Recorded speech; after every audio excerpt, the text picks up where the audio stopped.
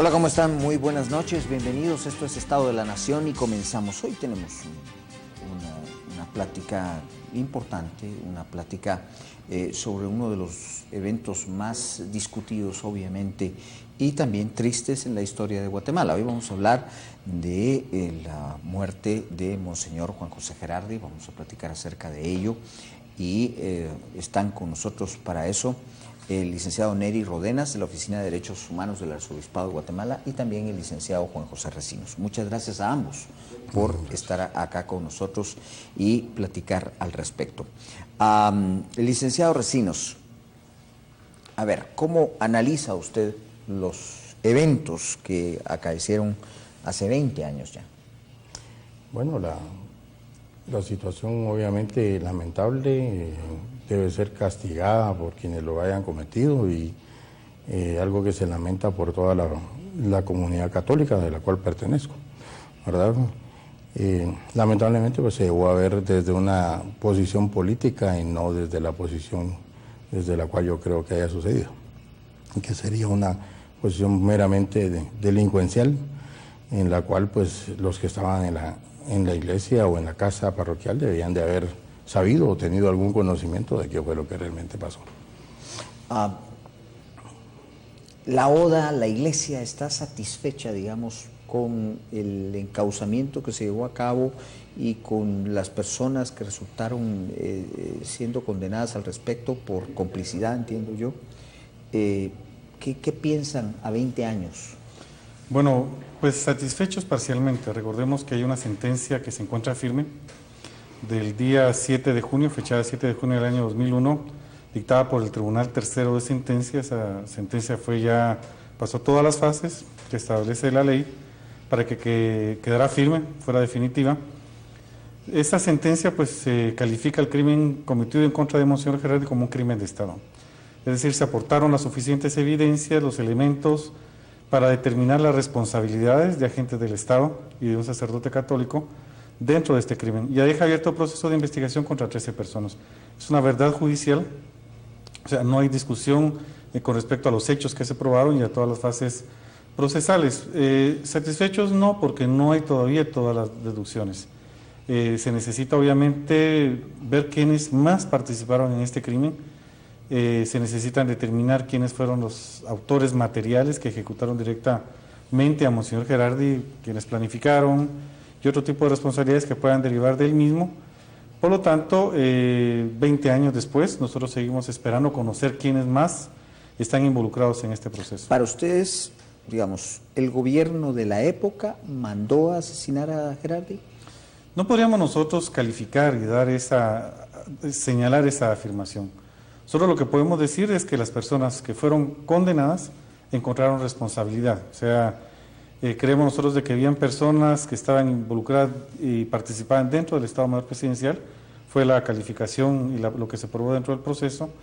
Se ordenó investigar a la cadena de mando, es decir, a los jefes de las personas que fueron condenadas, pero no tenemos hasta ahorita pues, elementos como para poder afirmar que hubo una orden, digamos, y esa orden cómo se derivó. Se califica como crimen de Estado en virtud de que las personas que participaron son funcionarios o empleados del Estado y que estaban precisamente en ejercicio de funciones en el momento en que se cometió. Licenciado, a 20 años, ¿usted cómo analiza aquel juicio y lo que se derivó de él? Yo creería que es el inicio de la justicia selectiva, del prevaricato dentro de los organismos judiciales. Creería que la mal aplicada justicia transicional dentro de este caso que inicia hacia los demás que vemos en el organismo judicial contra personal de agencias estatales, ¿verdad? Creo que se ven los testigos falsos, se ve el manejo de la prueba hacia un sesgo. En este caso, en el caso MAC, en el caso Sepursarco, en el caso que estamos viendo ahorita Molina Teisen, en el caso, el que veo yo que por lo menos hay un tribunal que se ve más ecuánime, más acorde, es el del juicio de genocidio ahorita, que está conociendo el caso de genocidio, pero los demás, sí, es mis respetos para los colegas, pero realmente creo que hay algún tipo de sesgo. alguna deformación de la Constitución hacia hacer valer más el derecho internacional que el derecho La condena interno. contra Byron Lima no es una condena que le satisface en este A mí caso. no. Yo pienso que es un sacrificado político. Yo pensaba que iba a ser este pobre Byron cuando saliera, quién iba a demandar para resarcimiento por esos años que pasó ahí. El problema es que ahora ya se murió. Aquí el libro del hermano que está por acá, ¿verdad? ¿Qué fue la vida del capitán Byron Lima? ¿Qué fue con la vida del sargento Villanueva? ¿Verdad? ¿Por qué los escogieron a ellos? Realmente no sé. Pero yo creo que ninguno de ellos haya decidido o haya querido matar a Monseñor Gerardivas, ¿verdad? Este es obviamente uno de esos juicios que va a quedar para la historia, en donde va a haber discusión, donde va a haber enfrentamiento, donde va a haber todas estas situaciones. Dentro de todo esto, si participaron agentes del Estado, ¿ustedes qué sospecha tienen? ¿De dónde pudo venir la orden? Bueno, recordemos que el informe Guatemala Nunca Más se presentó 2 días antes, el 24 de abril de 1998. Dentro del juicio se acreditó adecuadamente con testigos de que había una vigilancia sobre la figura de Monseñor Gerardi, que habían personas que necesitaban saber cuáles eran sus movimientos, que la presentación del informe Guatemala Nunca Más iba a derivar en procesos, en juicios, precisamente en una justicia que no había llegado a todos, y en ese sentido, cuando no hay una justicia para todos, consideramos efectivamente que hay una justicia selectiva. En ese sentido, obviamente había una intencionalidad, habían sectores dentro del ejército, dentro del Estado, que no estaban de acuerdo con la forma como se había tramitado la paz en nuestro país, y mucho menos con la creación de un informe de la Comisión de Esclarecimiento Histórico, que fue reconocido y fue determinado por un acuerdo de paz. El informe de la Iglesia Católica pretendió dar insumos al de la Comisión de Esclarecimiento Histórico, pretendió apoyar en virtud de una serie de deficiencias o limitaciones, mejor dicho, que tenía el acuerdo que creaba el informe de la Comisión de Esclarecimiento Histórico. Esas limitaciones son precisamente el tiempo, la no individualización de responsabilidades, y por lo tanto creemos nosotros que precisamente quienes ordenaron el crimen de Gerardi son aquellos sectores que estaban insatisfechos con estos procesos de paz, específicamente con la existencia de un informe de la Comisión de Esclarecimiento Histórico, un informe de la Iglesia Católica, que develaba responsabilidades. ¿Señalan ustedes al ejército de Guatemala? No, nosotros señalamos a personas que estaban fuera del ejército y algunas personas que estaban de alta y que tenían responsabilidades. Nosotros no hemos señalado directamente al ejército como tal, pero que sí algunos de sus elementos, algunos de los miembros estaban en responsabilidad. Y eso también queremos dejar ver, que cuando se abre proceso de investigación, la sentencia de fecha 7 de junio del 2001 dice 13 personas, son precisamente de la cadena de mando del Estado Mayor Presidencial. Todavía habría que probar, demostrar alguna responsabilidad o evidencia que pueda encontrarse en contra de estas personas. Para usted, entiendo que usted ha examinado el caso, escribió un artículo en el periódico. ¿Qué es lo que no le satisface de cómo se llevó el caso? Puntos específicos. Primero los testigos, ¿verdad? Por ejemplo, Chanax, por ejemplo, Martínez, entre el Buki, ¿verdad? Pues Chanax, por ejemplo, no recordaba ni el apellido materno y de repente es creíble sobre lo que dice. Y así son casi todos los testigos, no solo en ese caso, sino en los de ahorita. Martínez da fe de algo que no le consta, porque estando intramuros del palacio es testigo de algo que como lo iba a ver. Luego, por ejemplo, el Buki lo usaron para un caso que era el caso Mac, ahí fue un testigo idóneo, pero después él participó como testigo en este caso, pero ahí precisamente la fiscalía lo defenestra. Entonces era idóneo para uno, pero para otro no, y es realmente idóneo a la carta, ¿verdad? Pensaría yo que esa es una parte de eso. Por ejemplo, el caso de los vehículos y las placas, ¿verdad? Uno dice vehículo tal, placa tal, el otro le dice que no era Isuzu, que era Cherokee, el otro le dice que era la placa 3201, 1320, 1123, y el otro que no llevaba placa. Y hay uno que se para desde la Sexta Avenida y mira hacia el lugar y mira las placas en la noche. ¿Se imagina? Tiene luz infrarroja de plano en la vista. ¿Qué opina usted de que el hecho pudo haber venido justamente del Estado Mayor Presidencial? Me parece totalmente inaudito. El presidente Arzú no se iba a estar fijando en Monseñor Gerardi. Al contrario, le dieron cualquier otra libertad a todo mundo de hacer lo que quiso en esa época, de decir lo que quisiera. Se permitió el informe de la Comisión del Esclarecimiento Histórico, se firmó la paz como quiso la URNG. ¿Para qué iban a matar a Monseñor Gerardi? ¿Qué ganaba Guatemala? ¿El ejército, el Estado Mayor Presidencial o el presidente? ¿Qué ganaban? Al contrario, se podía venir lo que está viniendo ahorita. Ahora, el Estado Mayor Presidencial, ¿qué ganaba con eso? Nada. ¿Qué ganaba el ejército? Si el informe ya había estado dado. Nosotros ya conocíamos cómo lo habían hecho, ¿verdad? ¿Cuál es la reacción que tienen ustedes acerca de las declaraciones de la conviviente de Byron Lima recientemente? Sí, la conviviente del capitán Byron Lima, pues nosotros no hemos logrado hablar con ella, no ha sido posible entrevistarla, no nos ha sido ubicada, pues, o sea, no hemos tenido esa facilidad de poder entrevistarla.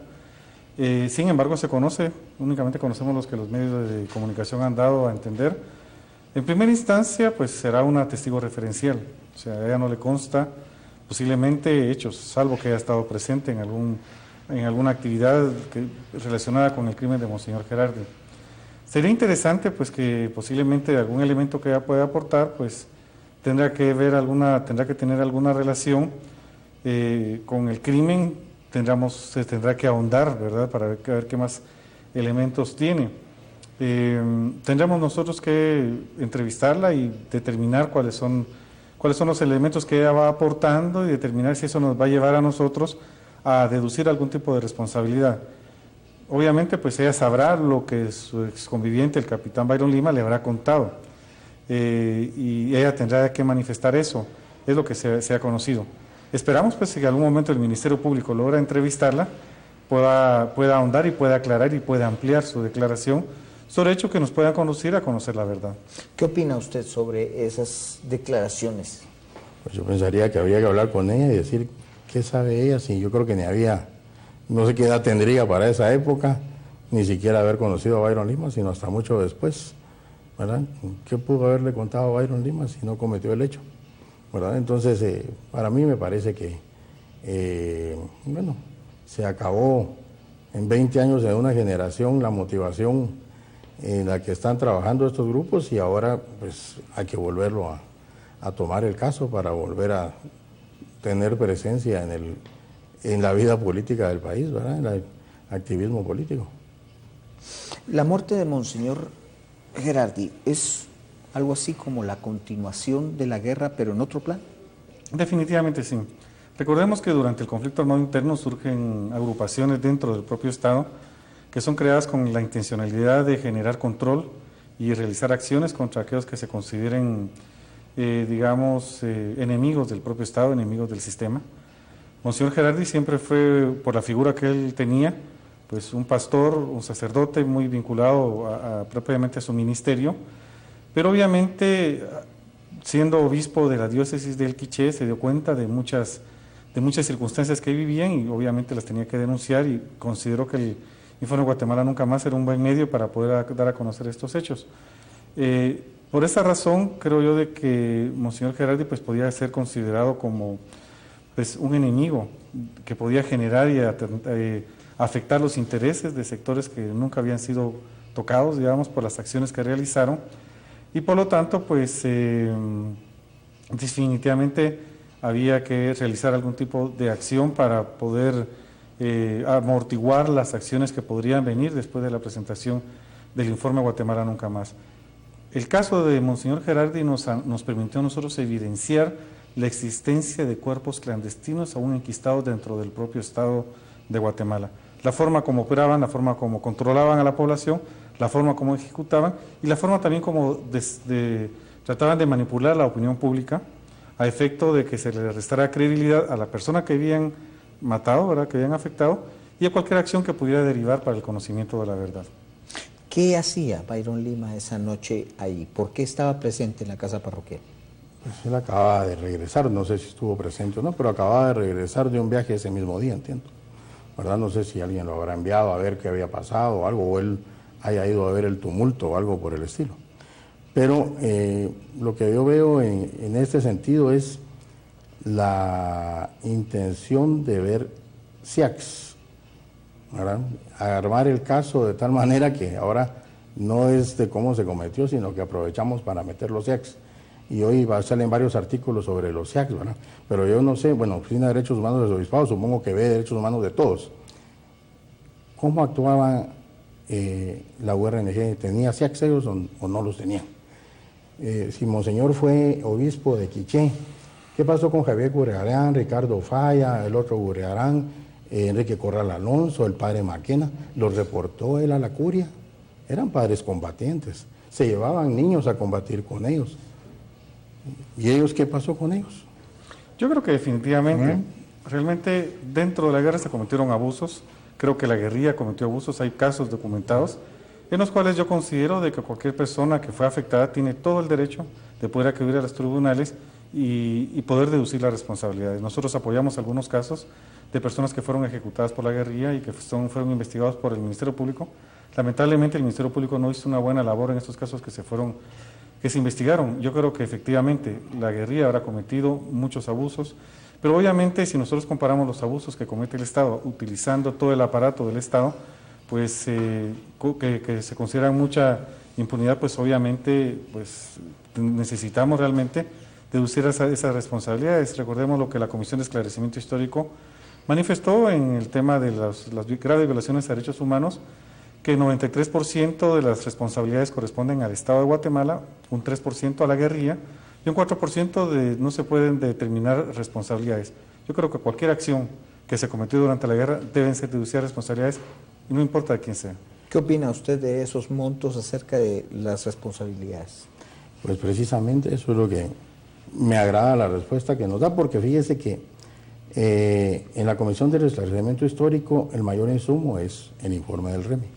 Sin embargo, la Asociación de Veteranos Militares de Guatemala presentó 10 tomos de un resumen de todas las actividades que incluyen más de 62,000 hechos cometidos por la URNG y las facciones anteriores de ser a URNG, y ese no se consideró en el informe. Interesante que no lo hayan tomado en cuenta. Nosotros alentábamos a la población que había sido víctima del terrorismo a ir a informar al REMI. No los tomaron en cuenta, ¿verdad? Tenían que ser parte de Acción Católica o haber estado dentro de alguna de las organizaciones para ser aceptados. Entonces, por ejemplo, ahorita el Ministerio Público tiene una Fiscalía Especial de Derechos Humanos que dentro de ellos tiene la Unidad de Conflicto Armado Interno, y dentro de esa Unidad de Conflicto Armado Interno tiene 4 agencias para delitos cometidos por agentes estatales que conocen ahorita 10,777 casos, 3,282 documentados, y una agencia especializada para los no estatales, porque solo tiene 132 denuncias, en una tiene 64,000 hechos delictivos, es decir, que conoce 6 veces más que las otras 4, pero esta no tiene carro, no tiene investigadores, no tiene unidad de análisis, y total encuentra miles de problemas para poder hacer la investigación. Entonces, desde 2011 para la fecha, solo han logrado llevar a juicio un caso. Todos estos juicios relacionados digamos, con el enfrentamiento armado interno, ¿nos van a mantener por muchísimo tiempo en una situación de polarización al país?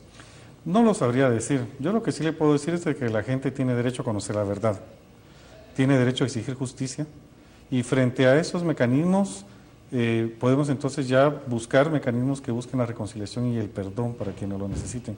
El cardenal Quesada Toruño dijo en una oportunidad: estamos dispuestos a perdonar, pero antes de perdonar queremos saber a quién perdonar y de qué perdonar. Es decir, necesitamos conocer la verdad y tener acceso a la justicia.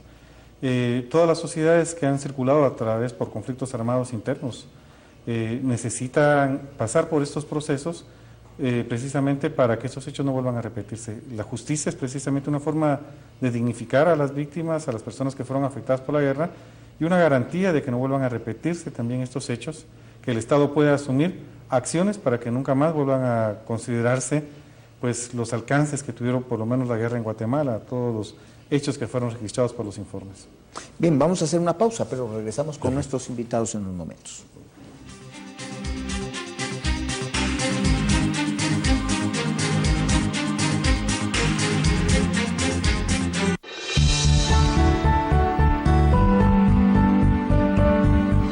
Antes de tener la custodia guadalupana, mi vida era un desastre, no tenía trabajo, tenía muchas deudas.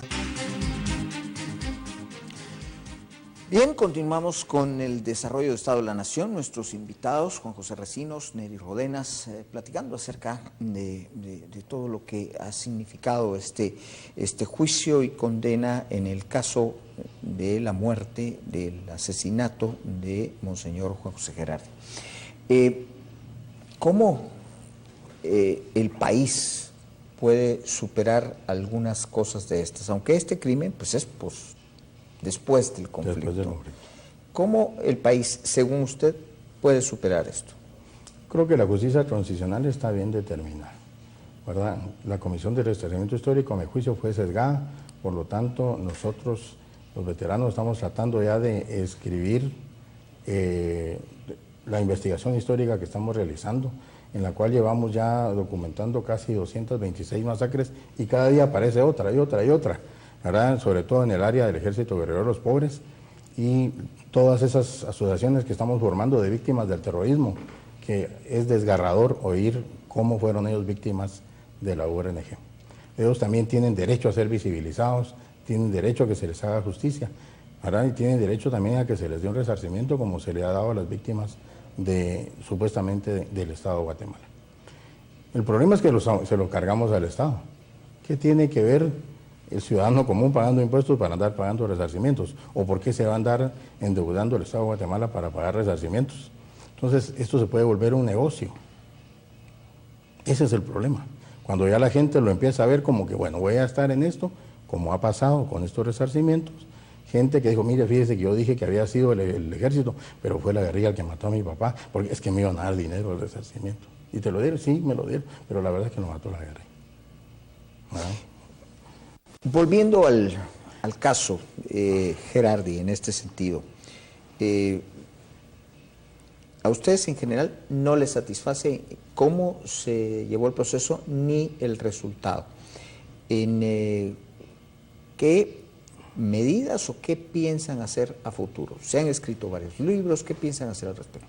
Bueno, nosotros hemos dejado en la familia esa parte, en el coronel Lima, en su esposa, en Luis Alberto Lima, que hoy está detenido por una risible cantidad mínima de 3.500, mientras otros por millones están fuera, ¿verdad? Hemos visto la justicia selectiva entrar, pero yo creo que ellos son los que van a accionar en su momento por lo que el Estado hizo tanto a Byron Lima como espero acuerpen también a la familia del sargento Villanueva. No voy a entrar en el tema de la participación o no en el caso de Gerardi, pero ¿están ustedes conscientes que a Byron Lima señala de prácticamente controlar las prisiones, de un enriquecimiento exagerado dentro del asunto de que salía y entraba de la cárcel? ¿Qué dicen a eso? Tuvo que tener permiso de alguien, tuvo que pedirle permiso a alguien para salir. El juez tiene que autorizar las salidas. Entonces ahí hay más cosas que ver. Ahora yo creería que alguien que es inocente lo meten preso y quieren todavía que lo intentaron matar varias veces, ¿verdad? Cuando murió el sargento Villanueva también casi matan a Byron. ¿Qué hace usted? ¿Se empezaría a ver cómo sobrevive o espera a ver cuándo lo matan? ¿Verdad? Hoy están muertos, o sea, ya los que tenían que ver con el caso, solo queda el coronel Lima ahí y el padre Orantes. ¿Dónde andarán? Van a saber. Mi coronel Lima pues está visitando a su hijo ahí en la prisión, ¿verdad? En el caso Gerardi, pues hubo dictámenes incluso del famoso experto español Reverte, que salió muy mal de Guatemala. Pero Reverte es un tipo sumamente respetado en su país, de hecho respetado en toda Europa. Y aquí se cuestionó sus dictámenes. ¿Por qué ustedes no creían en eso? Bueno, probablemente tenga ese respeto en Europa, sin embargo aquí, pues realmente, científicamente, no lo digo yo, lo dicen los expertos, no se demostró lo que él decía, habían realmente cosas bastante descabelladas, como fue calificado por un perito nacional. En el momento que a nosotros nos presentan los ataques, los supuestos ataques del perro, por ejemplo, hay una fotografía, todo se fundamentó en fotografías, o sea, los dictámenes que él emite son fundamentados en fotografías. Esas fotografías no tenían las medidas, los instrumentos de medición, ¿verdad?, que determinaban exactamente cómo fueron tomados. Y por ejemplo, había una fotografía de una mano donde nos dijeron esas son heridas de defensa, solamente habían, dicen, mordidas de perro arriba, pero en la palma de la mano no había una sola herida. No entiendo yo cómo un perro puede morder solamente con la arcada de afuera. Están también otras cosas que infunden duda, como las contradicciones en los testigos, en los que supuestamente vieron a Lima en el lugar. Habían muchas contradicciones en cuanto a esto. ¿Qué opina usted? Yo no creo que hubieran contradicciones, quisiera conocer cuáles son, porque no se determinaron contradicciones en las declaraciones. Bueno, fallaban en horas, fallaban en lugares, en la situación en donde se encontraban justo en el momento en que los hechos se dieron. Bueno, no sé, realmente no sé cuáles serán esos fallos.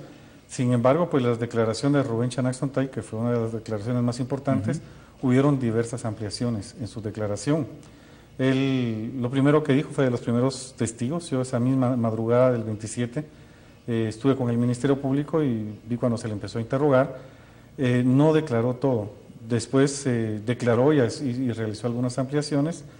Y finalmente fue citado por la defensa para que pudiera declarar en el debate que se realizó, y fue donde precisamente él manifestó y acreditó de que había sido contactado por el coronel Byron de Israel Lima Estrada, para que pudiera vigilar a Monseñor, y que ese día había llegado el capitán Byron Lima con Otilio Villanueva Arevalo a decirle que en la noche iba a suceder algo.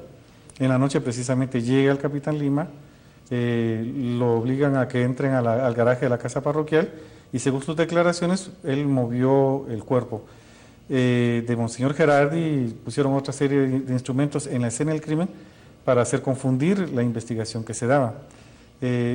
Pues yo realmente no he visto ninguna contradicción en su declaración. Lo que sí conocí fueron ampliaciones que él fue dando. Bien, pues llegamos al momento del final. Les voy a dar unos minutos breves, por favor, para sus conclusiones. Bien, yo creo que este fue el inicio de la justicia selectiva, y creo que Guatemala debe estar alerta en que el sistema judicial no puede seguir siendo cooptado por estos personajes, y vamos a seguir viendo juicios como estos si no paramos esta conflictividad que están creando en tribunales. Creo que debe haberse una reforma a esa ley de reconciliación nacional, a como se había pactado en los acuerdos de paz, específicamente en la incorporación de la ONG a la legalidad, en donde se hablaba de la imprescriptibilidad de algunos delitos, de los cuales Guatemala no puede ser señalado, porque nunca Guatemala ha sido signatario del Tratado de Imprescriptibilidad hasta el 2012, y solo puede ser activado del 2012 en adelante. Yo creo que la figura de Gerardi es una figura muy positiva para Guatemala. Creo que su trabajo en favor de la paz y de la reconciliación y de la verdad es un trabajo muy importante. Y el caso que se llevó para el esclarecimiento de su muerte, pues es un gran precedente para Guatemala.